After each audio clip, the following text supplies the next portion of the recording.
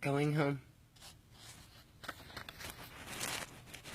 I always enjoyed going home. When I would go home, I would feel the summer breeze beneath the tunnel of the lush, dense green tree limbs and vines that hung over the narrow, dirt, two-lane country road that led to my childhood home. I would smell the aroma of the Hereford cattle that roamed the pastures, the fishy smell of the nearby river, the buttercup flowers, and the wild clover in bloom. As I became closer to the entrance of the Circle Drive, I could smell the distinctive smell of fresh cut and burning wood, the fresh, hot, airy smell of homemade light bread rolls as the scent emerged from the kitchen door, which sent my taste buds into a whirlwind of ecstasy. I could also smell the light oriental spice scent of my dad's cologne high karate as I saw him seated at the kitchen table with his elbows resting on the table, his jet black Elvis-shaped hair, and that big grin on his face as his big blue white eyes stared at me with a come on in approval. I could hear my siblings' silvery voices in the living room as they conversed. All of my emotions and senses were suddenly in overdrive as I was transformed back into the time of my youth, so carefree and wild at heart.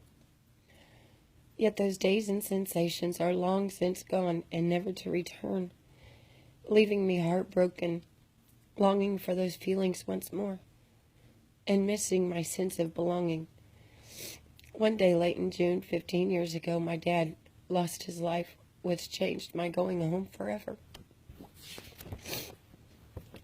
As I crossed over the little one-lane bridge, a strong foul stench of damp fish smothered the pleasant country aroma of the earthy countryside. I would enter into a long tunnel of lush, dense green tree limbs and vines that hung over the narrow dirt country road. I was sheltered from the sweltering summer sun that would magically peek through the cracks and shine down on me. I would find myself mesmerized in all the beauty of my natural cocoon. I would stretch my hands out to feel the cool, crisp breeze whisking through my fingers, which left me in an almost religious and peaceful tone. I was truly at one with nature. At my cocoon's departure, I was in the midst of Hereford cattle in the pastures that lined the country road. The strong, sweaty, masculine essence of the cattle in the pastures overpowered the clean, light, sweet aroma of the buttercup flowers and clover that were in bloom for as far as the eye could see. As I drew near the old dirt circle passageway that led to my two-story white clapboard homestead, I could smell the woodsy fragrance of fresh cut and burning walnut and hedge trees that my dad always cut and burned. As I drew closer to the back door, my senses were subdued into a whirlwind of ecstasy, of fresh, airy, buttery, sizzling homemade light bread rolls that my mom had just taken out of the oven. My mouth watered for that yeasty, delicious taste of down-home country cooking.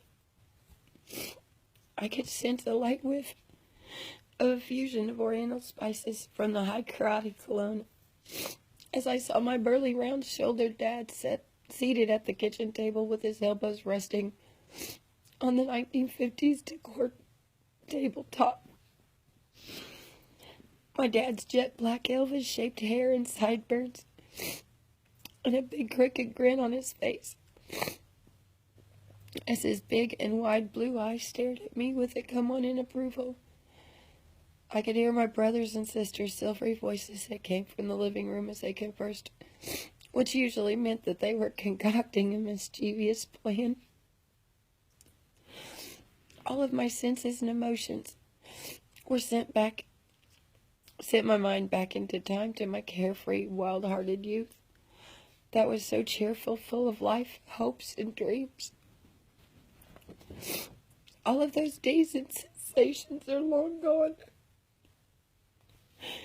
never to return, which has left me heartbroken, longing for those feelings of peace just once more, and wishing for that sense of belonging again. A drunk driver caused a car wreck, which killed my dad 15 years ago in late June. He died just a mile away from our home. Going home for me changed forever that day in June and will never again be the same. My pleasant journey home was transformed into a depressing, heartbreaking reminder of everything that I lost the day my dad was killed in that wreck. I lost my dad, my home, my peace, and my youthful security of life. My childhood memories of going home had become overran by heartache and despair because I no longer had a home to go home to.